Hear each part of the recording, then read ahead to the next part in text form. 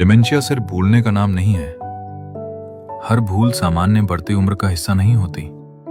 वही शब्द, वह क्या था, मुझे याद नहीं आ रहा। एक ही सवाल बार बार पूछना या किसी जानी पहचानी चीज का नाम याद ना आना एक चेतावनी संकेत हो सकता है। कभी कभी जानी पहचानी जगह पर भी भ्रमित हो जाना मस्तिष्क का चेतावनी संकेत हो सकता है। डिमेंशिया में मस्तिष्क की तंत्रिका कोशिकाएं और उनके आपसी संबंध धीरे धीरे कमजोर होने लगते हैं।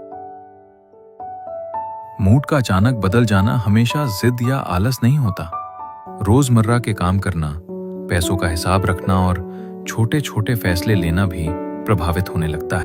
अगर याददाश्त कमजोर होने के साथ भ्रम और रोजमर्रा के कामों में परेशानी दिखाई दे, जल्दी पहचान का मतलब है बेहतर योजना, बेहतर देखभाल और सम्मान के साथ बेहतर जीवन। सिनैप्टिक साइंस को फॉलो करें।